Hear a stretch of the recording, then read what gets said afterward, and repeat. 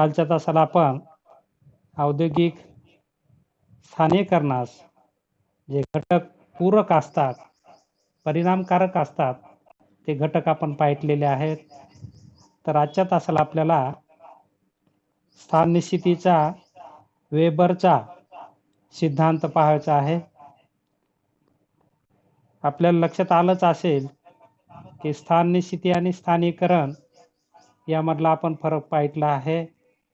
स्थान निश्चिती म्हणजे एखाद्या जिथे उत्पादनाचा खर्च कमी येतो त्या ठिकाणी उद्योगाची स्थापना करणे म्हणजे उद्योगाची स्थान निश्चिती होय. आणि स्थानिकीकरण म्हणजे जिथे अशा प्रकारचे उद्योगाला मोठ्या प्रमाणात फायदे होतात, अनुकूल स्थिती असते, ज्यामध्ये आपण आर्थिक, सामाजिक, रचनात्मक ही स्थिती जिथे अनुकूल असते त्या ठिकाणी उद्योग स्थापन होण्याची प्रवृत्ती किंवा केंद्रित होण्याची प्रवृत्ती जास्त असते, त्या स्थितीला स्थानिकीकरण म्हटलेलं आहे. म्हणजे लोकेशन आणि लोकलायझेशन, तर यामध्ये थोडाफार फरक आहे.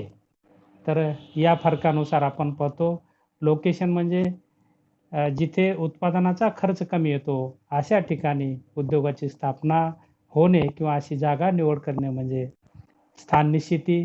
त्यानंतर स्थानिकीकरण म्हणजे अशा अनुकूल स्थितीमध्ये एकाचं पाहून दुसरे अनेक उद्योग त्या ठिकाणी स्थापन होणे आणि उद्योगांची गर्दी होणे किंवा केंद्रीकरण होणे, त्याला आपण स्थानिकीकरण असं म्हटलेलं आहे.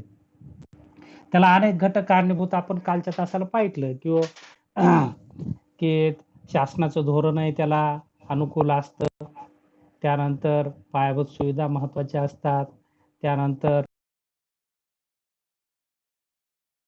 आपण पाहिलं की बाजारपेठ महत्वाची असते, कच्चा माल महत्वाचा असतं, ऐतिहासिक कारण ही त्याला लागू पडतात. तर असे अनेक कारण स्थानिकीकरणाला कारणीभूत ठरत असतात. ती कारणं आपण पाहिलेली आहेत.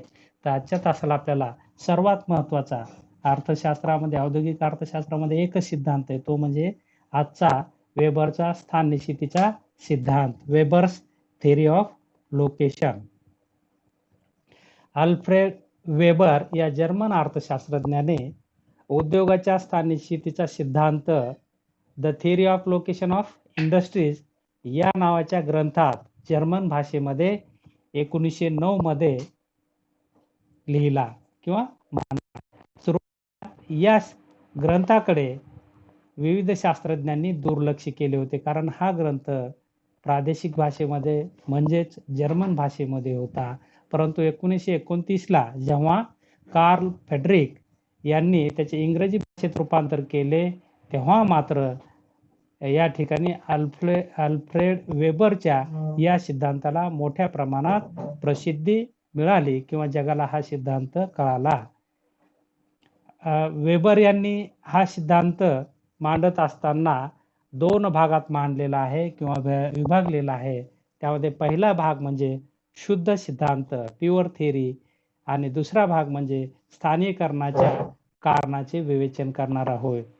यामध्ये आपण पाहतो की दुसरा भाग त्यांचा प्रसिद्ध होऊ शकला नाही. जो पहिला भाग आहे शुद्ध सिद्धांत, तो या ठिकाणी आपल्याला पाहायचा आहे. वेबरला एक प्रश्न पडला होता की उद्योग विशिष्ट ठिकाणी स्थापन का होतात किंवा तिथेच त्यांची गर्दी का होते, हा प्रश्न त्यांच्या समोर होता. तेव्हा त्यांनी हा प्रश्न घेऊन सखोल असं चिंतन केलं आणि त्याच्या कारणांचा शोध घेण्याचा प्रयत्न केला आणि त्यांच्या असं लक्षात आलं की उद्योगाची स्थान निश्चिती ही उत्पादन खर्चावर अवलंबून असते आणि जिथे उत्पादनाचा खर्च कमी येतो त्या ठिकाणी उद्योग आकर्षित होत असतात. म्हणजेच वेबर यांनी आपल्या सिद्धांताची मांडणी करताना निगमन पद्धतीचा उपयोग केलेला आहे. आता सिद्धांत मांडणी 2 पद्धतीने होत असते, आगमन पद्धती आणि निगमन पद्धती. त्यापैकी यांनी निगमन पद्धतीचा वापर केलेला आहे आणि या पद्धतीचा आधार घेऊन त्यांनी असा अभ्यास केला की उद्योग एका ठिकाणाहून दुसऱ्या ठिकाणाकडे स्थानांतरित किंवा संकलित का होतात, या कारणांचा शोध किंवा त्याला कुठले घटक आधारित अवलंबून असतात किंवा कारणीभूत असतात याचा शोध घेण्यासाठी त्यांनी हा सिद्धांत मांडलेला आहे. वेबरला आपल्या सिद्धांताचे स्पष्टीकरण देताना अनेक प्रश्नांना तोंड द्यावे लागले. एखादा उद्योग एका ठिकाणाहून दुसऱ्या ठिकाणी स्थानांतरित का होतो, या प्रकारच्या स्थलांतरासाठी कोणते घटक कारणीभूत ठरत असतात, त्यांच्या मते मूलभूत आणि दुय्यम स्वरूपाचे घटक अशा प्रकारच्या या स्थितीला कारणीभूत असतात. म्हणून त्यांनी आपला सिद्धांत या ठिकाणी मांडत असताना प्रामुख्याने 2 भागात त्याचं वर्गीकरण केलेलं आहे किंवा विभागणी केलेली आहे. त्यामध्ये एक भाग म्हणजे मूलभूत घटक आणि दुसरा भाग म्हणजे दुय्यम स्वरूपाचे घटक. तर त्यामध्ये आपण पाहूया की पहिला भाग प्रमुख किंवा मूलभूत घटक, प्रायमरी फॅक्टर्स ज्याला आपण म्हणतो. वेबरने आपल्या उद्योगाच्या स्थाननिश्चितीचा सिद्धांत मांडताना उद्योगासाठी येणाऱ्या उत्पादनाचा खर्च याचा अभ्यास केलेला आहे. या अभ्यासात त्याला असे आढळून आले आहे की विविध प्रदेशातील उद्योगांसाठी जमिनीच्या किमती, व्याजदर, यंत्रावरील घसारा इत्यादींसाठी येणारा खर्च विविध प्रदेशात जवळपास सारखाच असतो. म्हणजे जमिनीच्या किमती, व्याजदर, यंत्रावरील घसारा हे सारखाच असतो असं त्यांनी म्हटलंय. तरीही हे सारखं असूनही काही उद्योगाचे म्हणजे केंद्रीकरण होते, एकाच ठिकाणी होत असते. या प्रश्नाचं उत्तर शोधण्यासाठी त्यांनी या कारणांचा शोध घेतला आणि या शोधातून त्यांचा सिद्धांत पुढे आलेला आपल्याला दिसून येतो. त्यांच्या मते उद्योगाच्या स्थानिकीकरणास 2 घटक प्रामुख्याने जबाबदार असतात.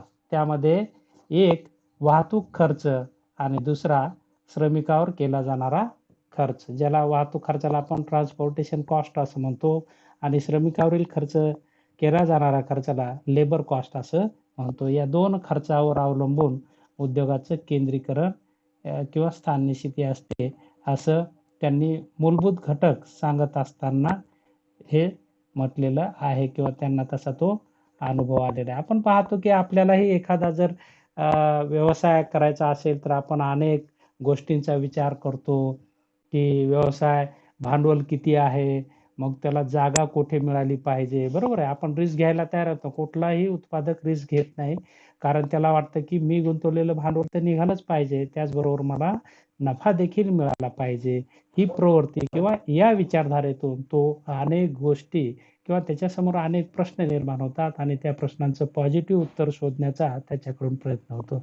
जसं की आपण म्हटलं की आपल्याला एखादा उद्योग स्थापन करायचा तर आपण काय करतो, आपल्याला वाटतं कुठंतरी मार्केटच्या ठिकाणी आपल्याला जागा मिळावी, कुठेतरी चौकात जागा मिळावी, जिथं गर्दी असते, लोक जिथे एकत्रित होतात त्या ठिकाणी जागा मिळावी. भलेही थोडा किराया जास्त असला तरी, कारण तिथे ग्राहक मिळण्याची गॅरंटी असते आणि जिथे ग्राहक असते तिथं नफ्याची शक्यता असते. म्हणजे हा जो स्वार्थी हेतू किंवा हा जो विचार किंवा हे जे वर्तन असतं, ते आपण पाहतो की हे वर्तन सर्वसामान्य लोकांचं असतं. आणि तरीही आपण पाहतो की काही भागातच मग उद्योगाची थोडी वेगळी परिस्थिती असते. आपण पाहतो की एखादा उद्योग स्थापन करायचा असेल तर उद्योजक अनेक घटकांचा विचार करतो. काल आपण घटक पाहिले, त्याला कच्चा माल मिळाला पाहिजे, त्याची तिथं वाहतूक व्यवस्था व्यवस्थित पाहिजे, बरोबर, तिथं वित्तीय सोयी पाहिजे, तिथं मार्केट पाहिजे, बरोबर. ह्या सगळ्या गोष्टी जिथे असतात त्या ठिकाणी आणि त्याही सोबत मग वस्तूच्या निर्मितीसाठी येणारा उत्पादनाचा खर्च हा सगळ्यात प्रमुख घटक असलेला आपल्याला दिसून येतो. मग हे सगळे विचार घेऊन किंवा हे सगळे प्रश्न घेऊन वेबर यांनी स्थाननिश्चितीचा सिद्धांत मांडला आणि हा सिद्धांत मांडत असताना त्याचं 2 भागात वर्गीकरण किंवा विभागणी केलेली आहे. एक प्रमुख घटक आणि दुसरे दुय्यम घटक. प्रमुख घटकामध्ये त्यांनी वाहतूक खर्च आणि श्रमावरील खर्च या 2 गोष्टी घेतलेल्या आहेत. आता आपण पाहतो की वाहतूक खर्चामध्ये 2 गोष्टी समाविष्ट होतात की कच्चा माल उद्योगापर्यंत आणणे आणि पक्का माल बाजारपेठेपर्यंत नेणे. या 2 प्रकारात वाहतूक खर्च येत असतो आणि मग हा वाहतूक खर्च वाहतुकीचं अंतर आणि त्या वस्तूचं वजन या गोष्टीचा विचार उत्पादक करत असतात आणि त्यानुसार काही निर्णय घेत असतात. वेबरच्या मते कोणत्याही उद्योगासाठी जागेची निवड करताना उद्योगपतीला वाहतूक खर्चाचा विचार करावा लागतो.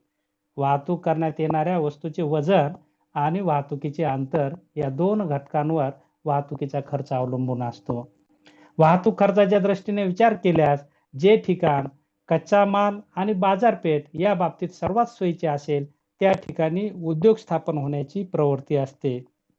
वेगळ्या अर्थाने जेथे कच्चा माल उपलब्ध असेल तेथून तो कारखान्यापर्यंत आणणे व उत्पादित वस्तू कारखान्यांपासून बाजारपेठेपर्यंत नेण्यासाठी वाहतुकीचा खर्च जर कमीत कमी येत असेल तर त्या जागेची निवड उद्योगपतीतर्फे केली जाते. वेबर यांनी कच्च्या मालाची 2 भागात, आता आपण पाहतो की सर्वात महत्त्वाचा हा कच्चा माल असतो आणि कच्चा माल 2 प्रकारचा असतो असं त्यांनी म्हटलेलं आहे किंवा त्याची 2 प्रकारात किंवा गटामध्ये विभागणी केलेली आहे. पहिला गट त्यांनी असा निवडलेला आहे की ज्यामध्ये कच्चा माल सहजासहजी उपलब्ध होतो. जसं की आपण पाहतो की पाणी आणि माती प्रत्येक वस्तूवर म्हणजे नैसर्गिक साधन संपत्तीवर जर प्रक्रिया करायची असेल तर आपण पाहतो की ह्या 2 गोष्टी फार महत्त्वाच्या असतात. परंतु ह्या सहजासहजी कुठेही उपलब्ध होतात. हा एक प्रकार आणि दुसऱ्या प्रकारात स्थानीय कच्चा माल त्यांनी समाविष्ट केलेला आहे की जो विशिष्ट ठिकाणीच प्राप्त होतो. स्थानिक कच्चा माल म्हणजे विशिष्ट ठिकाणी प्राप्त होतो. अशा मालाला त्यांनी स्थानिक कच्चा माल म्हटलेलं आहे. जसं की लोखंड, कोळसा, लाकूड हे कुठे मिळतं? कुठेही मिळत नाही, की जिथे त्याच्या खाणी असतील, बरोबर? तिथेच मिळतं किंवा लाकूड पाहिजे असेल तर आपल्याला जंगलातच जावं लागेल. उद्योगाच्या स्थान निश्चितीवर पहिल्या गटाचा प्रभाव कमी पडतो, तर दुसऱ्या गटाचा प्रभाव अधिक पडतो. पहा, कारण पहिल्या गटातील वस्तू सहजासहजी कुठेही मिळतात, परंतु दुसऱ्या गटातील वस्तू जर मिळवायच्या असेल, तर आपल्याला त्या वस्तूच्या जिथं असतात त्याच सानिध्यात जावं लागतं. मग उद्योगाचं स्थानिकीकरण दुसऱ्या गटातील म्हणजे स्थानिक कच्चा माल, बरोबर आहे? हा घटक महत्त्वाचा ठरत असतो. मग स्थानिक कच्चा मालाचे त्यांनी 2 भागात वर्गीकरण पुन्हा केलेले आहे. स्थानिक कच्चा माल त्यामध्ये पहिला भाग शुद्ध कच्चा माल म्हटलंय आणि दुसरा भाग म्हणजे अशुद्ध किंवा कच्चा माल असं म्हटलेलं आहे. शुद्ध कच्चा माल म्हणजे ज्यावर प्रक्रिया केली असता वजनात घट होत नाही, त्याला त्यांनी शुद्ध कच्चा माल म्हटलेलं आहे. आणि अशुद्ध कच्चा माल म्हणजे प्रक्रिया केल्याच्या नंतर त्यामध्ये बऱ्याच प्रमाणात वजनात घट येणे. जसं की आपण पाहतो 1 टन ऊसापासून 1 क्विंटल साखर तयार होते. म्हणजे आपण पाहतो की हे प्रमाण खूप कमी आहे. 1 टन म्हणजे एका टनात मग आपण पाहतो, एका टनात किती 1000 बरोबर आहे. एका टनामध्ये 1000 किलो असतं, तर एका क्विंटलमध्ये 100 किलो असतं. म्हणजे हा फरक असतो. म्हणजे ऊसापासून जर साखर बनवायची असेल, तर कच्च्या मालाचं म्हणजे कच्च्या मालाचं रूपांतर पक्क्या मालात केलं तर वजन खूप कमी होतं. परंतु तेच आपण कापसाचं जर उदाहरण घेतलं, तर 1 क्विंटल कापसापासून आपल्याला दिसून येतं, की त्याच्यावर जर प्रक्रिया केली, तर प्रक्रिया केल्याच्यानंतर त्याच्या वजनात फार घट येत नाही. म्हणजे हे 2 प्रकार त्यांनी कच्च्या मालामध्ये स्थानिक कच्च्या मालामध्ये केलेले आहे. शुद्ध कच्चा माल आणि अशुद्ध कच्चा माल. त्यांना असं लक्षात आलं, की शुद्ध कच्चा माल वापरणारे उद्योग हे बाजारपेठेच्या सानिध्यात स्थापन होत असतात. कच्च्या मालाच्या ठिकाणी, स्थानिक कच्च्या मालाच्याच ठिकाणी स्थापन होत नाहीत. परंतु जे उद्योग अशुद्ध, भारत्यागी कच्चा माल वापरतात, असे उद्योग हे जिथे स्थानिक कच्चा माल जिथे मिळतो, त्या ठिकाणी ते स्थापन होत असतात. कारण त्याचं वाहतूक परवडत नाही. त्या वस्तूचं वजन आणि अंतर हे उत्पादन खर्च वाढवणारं असतं. म्हणून बरेच उद्योग असे अशुद्ध कच्चा माल वापरणारे उद्योग हे जिथे कच्चा माल उपलब्ध होतो, त्या कच्च्या मालाच्या ठिकाणी स्थापन होतात. तर शुद्ध कच्चा माल वापरणारे उद्योग हे बाजारपेठेच्या सानिध्यात स्थापन होत असतात. मग वेबर यांनी अ, अशुद्ध कच्चा माल वापरणारे उद्योग हे कच्च्या मालाच्या सानिध्यात स्थापन होतात असं म्हटलेलं आहे. आणि आपण पाहतो की मग लोखंड व पोलादाचे उद्योग सगळे जिथे कोळशाच्या खाणी आहेत, जिथे कच्चा माल मिळतो त्या ठिकाणी स्थापन होतात. सहकारी साखर कारखाने सगळे ग्रामीण भागात स्थापन होतात. परंतु कापडाचं जर शुद्ध कच्च्या मालाचं जर उदाहरण घेतलं, तर आपण पाहतो की सगळ्या कापड गिरण्या कुठे आहेत? शहरात आहेत. बरोबर आहे. म्हणजे कच्च्या मालाच्या सानिध्यात नाही, तर त्या बाजारपेठेच्या सानिध्यात आहे. जिथून त्यांना त्यांचा पक्का माल ट्रान्सपोर्ट करता येईल किंवा वाहतुकीच्या चांगल्या सुविधा असतील, किंवा जिथं बाजारपेठ आहे, अशा ठिकाणी हे उद्योग स्थापन होत असतात. आणि त्यांनी मग शुद्ध कच्चा माल वापरणारे उद्योग बाजारपेठेच्या सानिध्यात स्थापन होतात. परंतु अशुद्ध वजन कमी होणारे का जे कच्चा माल असतो आणि ते उद्योग मग कच्च्या मालाच्या सानिध्यात स्थापन होत असतात आणि पुढे त्यांनी मग शुद्ध कच्च्या मालाऐवजी अशुद्ध कच्चा माल वापरणारे उद्योगाचंच स्थानिकरण कसं निश्चित होतं, यासाठी त्यांनी पुढील काही उदाहरण देऊन या ठिकाणी सिद्धांत मांडला आहे. म्हणजे स्थानिक कच्चा माल ज्यामध्ये ऊस आहे, कोळसा आहे, कच्चे लोखंड आहे इत्यादीचा समावेश त्यांनी केलेला आहे किंवा अशा अनेक गोष्टी आपल्याला पाहायला मिळतात. अशा प्रकारचा कच्चा माल वजन कमी होणारा कच्चा माल म्हणून ओळखला जातो. अशा प्रकारच्या कच्च्या मालाचे वजन जास्त असते म्हणून वाहतुकीसाठी खर्च जे असते तो म्हणून या प्रकारच्या कच्च्या मालाशी संबंधित असणारे उद्योग कच्चा माल जिथे उपलब्ध असतो त्या ठिकाणी सुरू केले जातात. जसे भारतात कोळशाच्या खाणीजवळ बरेच कारखाने उभे करण्यात आलेले किंवा ऊस कारखाने हे जिथे ऊस मिळतो त्या प्रदेशात स्थापन झालेले आपल्याला दिसून येतात. वरील विवेचनावरून हे स्पष्ट होते की उद्योगाचे ठिकाण निवडत असताना शुद्ध कच्चा माल जिथे मिळतो तेथे कारखाने किंवा उद्योग स्थापन न उभारता बाजारपेठेजवळ असलेल्या ठिकाणी उद्योग उभारला जातो. याउलट ज्या कच्च्या मालाचे वजन कमी होते अशा उद्योगाची उभारणी कच्चा माल उपलब्ध होतो त्या ठिकाणी होते. वेबरच्या मते वाहतुकीचा खर्च ठरविताना वस्तूचे वजन आणि एकूण अंतर या दोन घटकांखेरीज इतरही गोष्टींचा प्रभाव स्थान निश्चितीवर होत असतो. जसे वाहतुकीचा प्रकार, पद्धती, यात रेल्वे, रस्ते, हवाई वाहतूक, जल वाहतूक इत्यादी गोष्टींचा समावेश होतो. जसे रस्ते वाहतूक स्वस्त आणि जलद असली तरी पावसाळ्यात मात्र रस्ते खराब होत असतील तर रस्ते वाहतूक स्वस्त असूनही त्याचा उपयोग होत नाही. शुद्ध कच्च्या मालाच्या बाबतीत वेबरने असे सांगितले आहे की ज्या ठिकाणी शुद्ध कच्चा माल उपलब्ध होतो त्याच ठिकाणी उद्योग सुरू झाले पाहिजेत असे नाही, कारण वाहतुकीचा खर्च सर्वत्र सारखाच येतो. कच्चा माल जेथे मिळतो त्या भागात पासून दूर अंतरावरही कारखाना उभारला जाऊ शकतो. परंतु असे करताना ज्या कच्च्या मालाचे वजन कमी होते अशा वस्तूंच्या बाबतीत मात्र असे करता येत नाही. म्हणजे अशुद्ध कच्चा माल वापरणारे उद्योगाच्या बाबतीत हा नियम लागू पडत नाही. या संदर्भात त्यांनी पदार्थ निर्देशांक दिलेला आहे. जे उद्योग अशुद्ध कच्चा माल वापरतात त्यांच्यासाठी पदार्थ निर्देशांकावरून त्यांचं उद्योगाचं स्थानिकीकरण कसं होतं हे त्यांनी सांगितलेलं आहे. पदार्थ निर्देशांक म्हणजे विशिष्ट कच्च्या मालाच्या वजनाचे उत्पादित वस्तूच्या वजनाशी असलेले प्रमाण होय. म्हणजेच पदार्थ निर्देशांक होय. पदार्थ निर्देशांक देखील उद्योगाच्या स्थान निश्चितीवर प्रभाव टाकणारा घटक आहे. जर पदार्थ निर्देशांक जास्त असेल म्हणजेच कच्चा माल अधिक वजनदार असेल आणि पक्का माल वजनाने हलका असेल तर उद्योगाचे स्थानिकीकरण कच्च्या मालाच्या जवळपास होईल. कच्च्या मालाच्या साठ्याजवळ उद्योग सुरू होतील. या उलट पदार्थ निर्देशांकाचे उत्तर जर कमी असेल तर उद्योगाची उभारणी कच्च्या मालाच्या सानिध्यात न होता बाजारपेठेच्या सानिध्यात होईल असं त्यांनी म्हटलेलं आहे. सूत्ररूपाने पदार्थ निर्देशांक बरोबर आहे कच्च्या मालाचे वजन भागिले तयार मालाचे वजन. जेव्हा पदार्थ निर्देशांकाचे उत्तर जास्त असते तेव्हा उद्योगाची स्थान निश्चिती ही कच्च्या मालाच्या सानिध्यात होत असते आणि जेव्हा पदार्थ निर्देशांकाचे उत्तर हे कमी असते तेव्हा मात्र उद्योगाची स्थान निश्चिती ही बाजारपेठेच्या सानिध्यात होऊ शकते किंवा इतरत्र होऊ शकते असं वेबर यांनी म्हटलेलं आहे. तर दुसरा प्रमुख घटक त्यांनी सांगितलेला आहे की उद्योगाची स्थान निश्चितीसाठी श्रमावरील खर्च.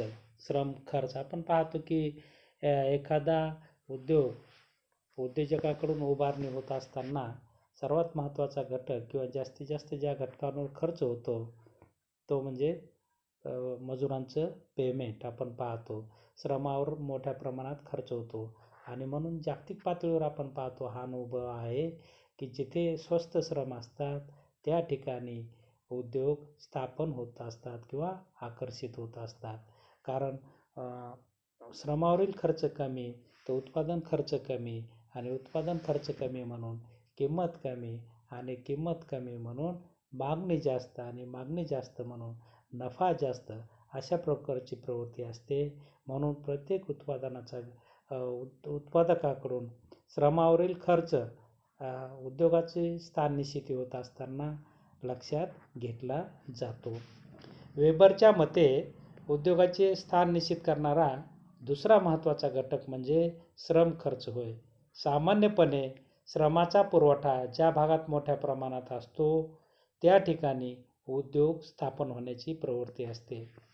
बऱ्याच वेळा आपण असे पाहतो की वाहतुकीचा खर्च हा कमीत कमी असताना देखील उद्योग त्या भागात केंद्रित न होता इतर ठिकाणी केंद्रित होतात. त्याचे कारणच श्रमाचा मुबलक व स्वस्त पुरवठा होय. श्रमासाठी केला जाणारा खर्च हा कमीत कमी असतो.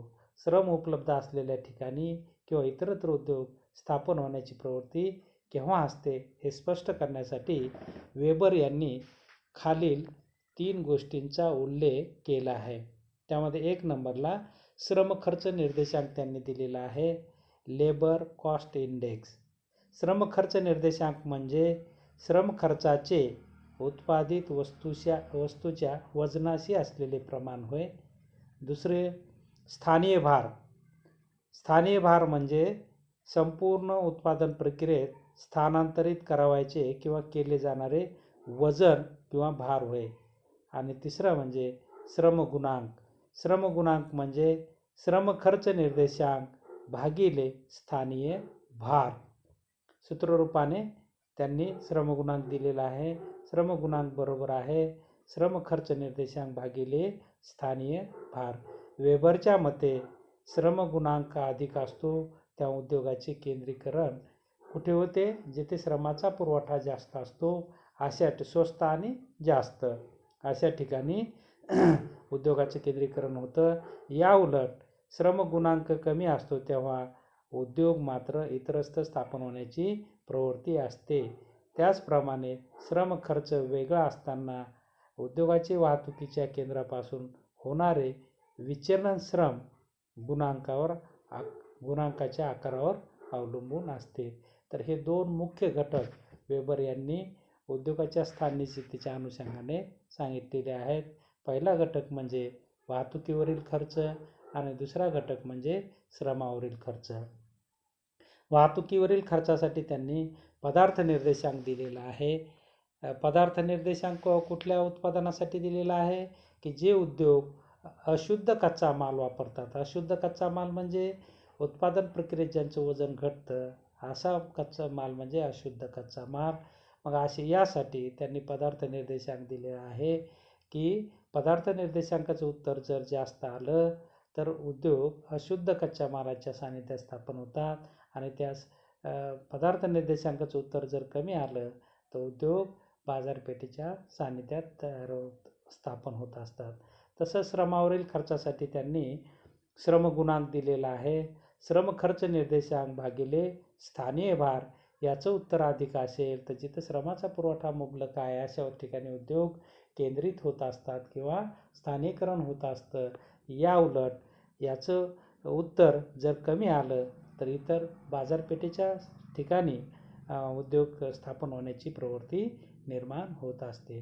म्हणजे अर्थव्यवस्थेमध्ये उद्योगाची स्थान निश्चिती आणि स्थानीकरण या प्रमुख 2 घटकांवर अवलंबून असतं. त्यानंतर त्यांनी दुसरा प्रमुख घटक दिलेला आहे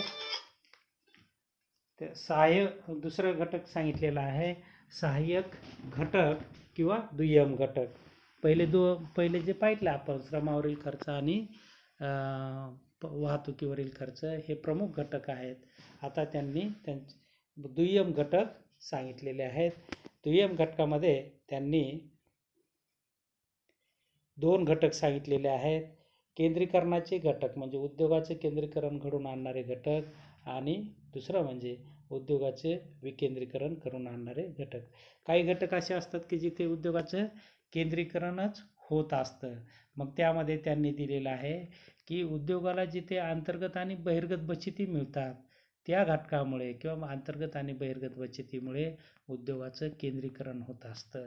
मग त्यामध्ये आपण पाहतो की वित्तविषयक सोयी जिथं आहेत तिथे उद्योगाचे केंद्रीकरण होण्याची शक्यता असते. विमाविषयक सोयी, बाजारपेठेची उपलब्धता, कच्च्या मालाची विपुलता, सहाय्यक उद्योगांचा विकास या सर्व घटकांच्या अस्तित्वामुळे अनेक उद्योग एका ठिकाणी केंद्रीभूत होण्याची प्रवृत्ती असते. या सर्व घटकांना केंद्रीकरणाला सहाय्य करणारे घटक असे म्हणतात. वेबरच्या मते केंद्रीकरण हे 2 घटकांवर अवलंबून असते. त्यामध्ये एक उत्पादन निर्देशांक. उत्पादन निर्देशांक म्हणजे वस्तू उत्पादन करण्याचा खर्च आणि उत्पादित वस्तूचे वजन या दोहोतील गुणोत्तर होय. दुसरा स्थानीय भार. स्थानीय भार म्हणजे उत्पादनाच्या प्रक्रियेत ज्या एकूण भाराची किंवा वजनाची वाहतूक केली जाते तो भार दर्शविणारी बाब होय.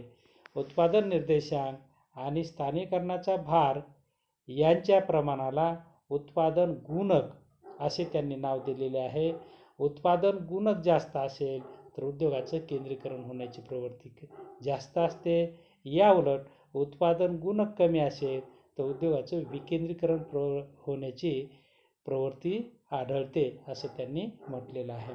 दुसरा घटक दिलेला आहे विकेंद्रीकरणाचे घटक.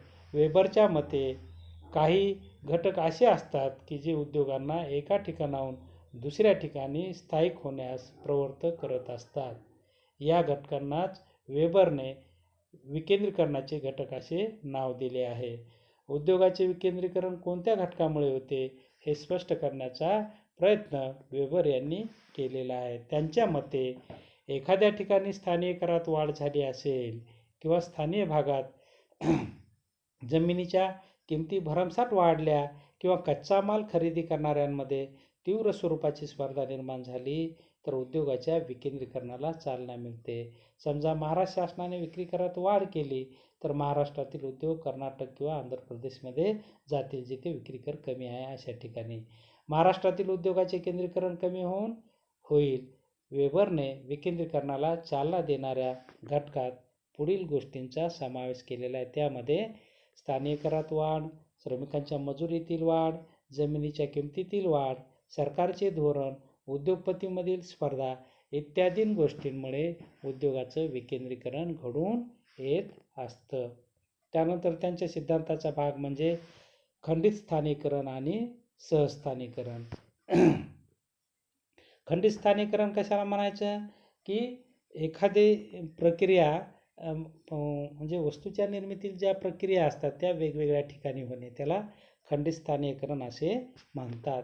एखाद्या उद्योगाच्या क्रिया विविध ठिकाणी कशा प्रकारे केल्या जातात व क्रियांचा परस्परांशी काहीच संबंध नसतो हे स्पष्ट करण्यासाठी त्यांनी खंडित स्थानीकरणात केलेलं आहे. खंडित स्थानीकरण म्हणजे एखाद्या उद्योगाच्या बाबतीत अशा विविध प्रकारच्या क्रिया असतात की ज्या विविध ठिकाणी स्वतंत्रपणे केल्या जातात त्यास खंडित स्थानीकरण असे म्हणतात. पहिल्या प्रक्रियेचा दुसऱ्या प्रक्रियेशी काही संबंध नसतो. पहिली प्रक्रिया झाल्याबरोबर उपयोगात न येणारा किंवा वाया जाणारा जो माल उरतो त्याचा दुसऱ्या प्रक्रियेशीही काही संबंध नसतो. उदाहरणार्थ कागद उद्योगात कागदासाठी लागणारा लगदा ज्या ठिकाणी म्हणजे कच्चा माल जिथे उपलब्ध आहे तेथे तयार होतो म्हणजे तो जंगलात तयार होतो. लगद्यापासून कागद तयार करण्याचे कार्य दुसऱ्या ठिकाणी केले जाते म्हणजेच कागदाच्या कारखान्याबाबतीत पहिली प्रक्रिया ही जंगलाच्या जवळ होते तर दुसरी प्रक्रिया ही बाजारपेठेच्या जवळ होते अशा ठिकाणी केली जाते. उद्योगातील विविध क्रिया वेगवेगळ्या ठिकाणी करता येणे शक्य असेल तरच खंडित स्थानीकरण शक्य असते. खंडित स्थानीकरणाचे आणखी एक उदाहरण म्हणजे पुस्तक छापण्याचे काम एका ठिकाणी तर पुस्तकाची विक्री करण्याचे काम इतर ठिकाणी करता येते. साखर कारखान्यात ऊसापासून साखर करण्याची क्रिया एका ठिकाणी तर साखर करण्याच्या क्रियेत वाया गेलेला टाकाऊ माल उदाहरणार्थ चिपाडे यापासून कागद तयार करण्याचा कारखाना दुसऱ्या ठिकाणीही सुरू करता येतो. तर याला खंडित स्थानीकरण असं म्हणता येईल. आता सहस्थानिकरण कशाला म्हटलंय त्यांनी? सह म्हणजे एकाच ठिकाणी जोडून. तर वेबर यांनी आपल्या सिद्धांतात स्थस्थानिकरणाचाही विचार केला आहे. त्यांच्या मते काही उद्योगात असा अनुभव येतो की एका वस्तूचे उत्पादन करीत असताना काही भाग टाकाऊ वेस्टेज असतो. तर या टाकाऊ वस्तूंवर काही प्रक्रिया केली तर त्यापासून काही उपभोग्य वस्तू तयार करता येतात आणि त्यामुळे मूळ उद्योगातच टाकाऊ वस्तूवर प्रक्रिया करण्याची प्रक्रिया जेव्हा सुरू होते त्या दुय्यम वस्तू निर्मिती त्या ठिकाणी करता येते, त्या वस्तूला सहस्थानिकरण असं म्हणता येतं. उदाहरणार्थ साखर कारखान्यांमध्ये वाया जाणाऱ्या मळीपासून अल्कोहोल तयार केल्यास किंवा ऊसाच्या चिपाडापासून कागद तयार करणे, सरकीपासून तेल काढणे, राहिलेल्या चोथ्यापासून जनावरांचे खाद्य तयार करणे, अशा प्रकारे एका उद्योगाशी संलग्न असे दुय्यम वस्तूचे उत्पादन करणारे उद्योग तेथे सुरू करता येतात. असे दुय्यम उद्योग सुरू केल्याने उपवस्तूचे उत्पादन झाल्याने उत्पादन खर्च कमी होतो. वास्तविक वाया जाणाऱ्या वस्तूपासून उपवस्तूचे उत्पादन करण्यामागे उत्पादन खर्च कमी करणे, वस्तूच्या किमती कमी करणे आणि महत्तम नफा मिळवणे हाच उद्देश असतो. आणि त्यामुळे सहस्थानिकरण हे ज्या ठिकाणी ही प्रक्रिया घडून येते त्या ठिकाणी उद्योगाचं केंद्रीकरण होत असतं. वेबरच्या सिद्धांताची गृहीते. वेबर यांचा सिद्धांत पुढील काही गृहीतांवर अवलंबून आहे, ज्यामध्ये वाहतुकीचे दर सर्वत्र सारखे असतात. दुसरं गृहीत आहे कच्च्या मालाची किमती सर्वत्र सारख्या असतात. त्यानंतर तिसरं गृहीत आहे कच्च्या मालाचे वितरण मात्र असमान असते. आणि चौथं गृहीत आहे श्रमिकांचा पुरवठा अमर्याद असतो. आपण पाहतो की जिथे श्रमिकाचा पुरवठा असतो तिथेच उद्योगाचं स्थान निश्चित होतं. कच्च्या मालाचं वितरण मात्र असमान असतं. आपण पाहतो की प्रत्येक राज्यांमध्ये भौगोलिक परिस्थिती, देशामध्ये भौगोलिक परिस्थिती ही वेगवेगळी असते आणि त्यानुसार जिथं अनुकूल आहे तिथे उद्योगाचं स्थानिकरण होत असतं. त्यानंतर वाहतुकीचे दर सर्वत्र सारखे त्यांनी घेतलेले आहेत आणि कच्च्या मालाच्या किमती सर्वत्र सारख्या असतात असं त्यांनी म्हटलेलं आहे. तर अशा प्रकारचा त्यांनी सिद्धांत मांडलेला आहे की ज्यामध्ये प्रमुख घटक आणि दुय्यम घटक अशा दोन भागात त्यांनी सिद्धांताची विभागणी केलेली आहे. प्रमुख घटकामध्ये त्यांनी वाहतुकीवरील खर्च आणि श्रमावरील खर्च हे दोन महत्त्वाचे खर्च लक्षात घेतलेले आहेत. तर त्याला जोडून त्यांनी दुय्यम घटकांचीही चर्चा सिद्धांतात केलेली आहे. त्यामध्ये केंद्रीकरण करणारे काही घटक आणि विकेंद्रीकरण करणारे काही घटक, त्याचबरोबर खंडित स्थानिकरण आणि सहस्थानिकरण अशा प्रकारचेही त्यांनी संकल्पना त्याला जोडलेल्या आहेत. परंतु या सिद्धांतावर काही टीकाही करण्यात येतात. ते याप्रमाणे. पहिली टीका आहे अवास्तव व अतिसरळ गोष्टींवर आधारित. वेबरचा सिद्धांत अवास्तव आणि अतिसरळ गोष्टींवर आधारित आहे. परिणामी तो शास्त्रीय दृष्टिकोन देण्यास अयोग्य ठरतो. आपण पाहतो की अवास्तव गोष्टी म्हणजे कुठल्या की जसं की श्रमाचा पुरवठा मर्यादित असतो, त्यानंतर वाहतूक खर्च सर्वत्र सारखा असतो, असे जी गृहीतक घेतलेली ती टीकाकारांना म्हणायचे की ती अवास्तव आहे. त्यानंतर श्रमकेंद्राची कल्पना चुकीची आहे की वेबर यांनी आपला सिद्धांत मांडत असताना की अर्थव्यवस्थेमध्ये अशा प्रकारची श्रमकेंद्रे असतात ज्यांच्याकडून श्रमाचा पुरवठा वेळेत आणि अमर्याद होत असतो, परंतु असं बऱ्याच देशामध्ये दिसून येत नाही हे टीकाकारांना म्हणायचं आहे. त्यानंतर पुढची टीका आहे कच्च्या मालाचे वर्गीकरण कृत्रिम आणि अनैसर्गिक आहे. वेबर यांनी कच्च्या मालाचं वर्गीकरण कसं केलेलं आहे? स्थानिक कच्चा माल आणि सर्वत्र मिळणारा कच्चा माल असं दोन प्रकारात त्यांनी वर्गीकरण केलेलं आहे. आणि पुन्हा असं म्हटलं आहे की सर्वत्र मिळणारा कच्चा माल जो असतो तो स्थानिकीकरणावर परिणाम करत नाही, तर स्थानिक कच्चा माल हा स्थानिकीकरणावर परिणाम करत असतो. तर टीकाकारांना म्हणायचं की कच्चा माल हा कच्चा माल असतो, मग तो सर्वत्र मिळणारा असो की स्थानिक कच्चा माल असो, असं वर्गीकरण जे केलेलं आहे ते चुकीचं आहे. त्यानंतर वाहतूक खर्चासंबंधीचे विवेचन चुकीचे आहे. वेबर यांनी आपल्या सिद्धांतात वाहतूकविषयी खर्चात वाहतूक केल्या जाणाऱ्या वस्तूचे वजन आणि वाहतुकीचे अंतर या दोन गोष्टीचा समावेश केला आहे. परंतु प्रत्यक्षात वाहतूक केल्या जाणाऱ्या वस्तूचे प्रकार व वाहतुकीचे प्रकार या गोष्टीचा समावेश वाहतूक खर्चात होणे आवश्यक होते, परंतु त्यांच्या विश्लेषणात हे दिसून येत नाही. त्यानंतर गैर आर्थिक घटकांचा विचार त्यांनी आपल्या सिद्धांतात केला नाही. फक्त आर्थिक घटकांचाच विचार केला तर इतरही अनार्थिक घटकही महत्त्वपूर्ण असतात, त्यामध्ये याचा विचार व्हायला पाहिजे होता असं टीकाकार म्हणतात. त्यानंतर भांडवल व संघटकांचाही विचार केलेला नाही. त्यानंतर तांत्रिक स्वरूपाचे विश्लेषण आहे. त्यानंतरची टीका आहे उद्योगाच्या स्थाननिश्चितीवर परिणाम करणाऱ्या घटकाचे केलेले वर्गीकरण चुकीचे. त्यानंतर तांत्रिक गुणकाचा वापर अधिक केल्यामुळे हा सिद्धांत किचकट वाटतो किंवा टीकाकारांनी याला टीका केलेली आहे. त्यानंतर वाहतूक खर्च ठरविणाऱ्या वस्तूचा भार आणि अंतर या दोनच घटकांचा विचार करण्यात आलेला आहे. वास्तविक पाहता इतरही गोष्टी त्याला ज्यामध्ये वाहतुकीचा प्रभार, वस्तूचे स्वरूप, भौगोलिक परिस्थिती याही गोष्टी महत्त्वाच्या होत्या, परंतु त्यांनी लक्षात घेतलेल्या नाहीत. त्याचबरोबर वाहतूक खर्च व श्रम खर्च यांचाच विचार करण्यात आलेला आहे. इतरही खर्च काही गोष्टी त्या ठिकाणी महत्त्वाच्या असतात ज्या की विचारात घेणे आवश्यक होत्या, परंतु या सिद्धांतामध्ये वेबर यांनी त्या गोष्टी विचारात घेतलेल्या नाहीत. या सिद्धांतावर वरील काही टीका जरी केल्या असल्या तरी आपण पाहतो की वेबरच्या सिद्धांताचं स्थान जे किंवा महत्त्व हे कमी होत नाही, कारण वेबर यांनी नव्याने हा विषय निवडून आपण पाहतो की वेबरच्या अगोदर फार काही अर्थशास्त्रज्ञांनी स्थानिकीकरणावर सिद्धांत मांडलेले नव्हते किंवा आपले विचार मांडले नव्हते, परंतु वेबर यांनी नव्याने हा विषय घेऊन या विषयावर सखोल अशी चर्चा घडून आणली आणि उद्योगाचं स्थाननिश्चिती आणि स्थानिकीकरण कसं होतं याबाबतीत शास्त्रोक्त असा सिद्धांत मांडला. म्हणून त्यांचं अर्थशास्त्रातील योगदान आणि त्यांचा सिद्धांत श्रेष्ठ वाटतो असं आपल्याला म्हणता येईल. आपण या तासाला उपस्थित झालात, शांतपणे ऐकून घेतलं त्याबद्दल आपल्या सर्वांचे आभार. या ठिकाणी आपला क्लास थांबूया. धन्यवाद.